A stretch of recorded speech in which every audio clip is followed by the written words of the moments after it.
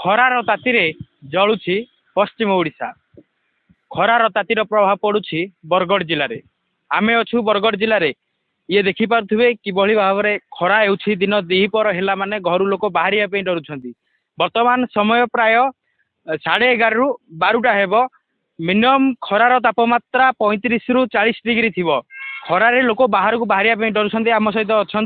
किसी लोके आम कथबार्ता हवा दहीबरा व्यवसाय ये हूँ आम कथबार्ता हवा भाई खरा केमी हूँ खरा को नहीं कौन कहे बहुत जोर खरा हो बरगढ़ रे खरा खरा ले तो इनी लोक बाहर वाले डरुचंती बाकी जल्दी जल्दी बाहर की जार दरकार पड़ी से जल्दी जल्दी काम सारी घर को पलि जाए आम सहित अच्छा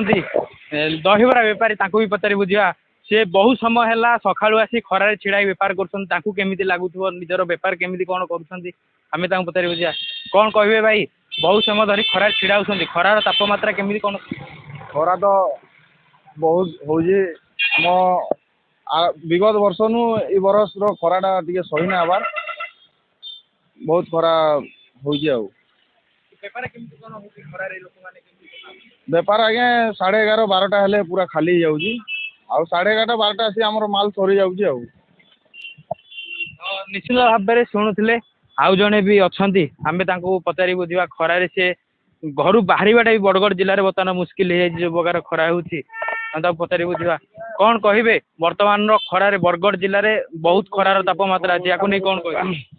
खरा बेस बढ़ी घर बाहरी नहीं हमारे 11 बजे और 11 रु आगे रही नहीं बार आगुरी खरा एंता ना हो निश्चित भाव में शुणुले लोकों प्रतिक्रिया खरा एबे तो मात्र आरंभ होइछि आगु को आउरी बढ़िवार संभावना अछि बरगढ़ जिल्लारो आदित्य नारायण रिपोर्ट ओडिशा भास्कर।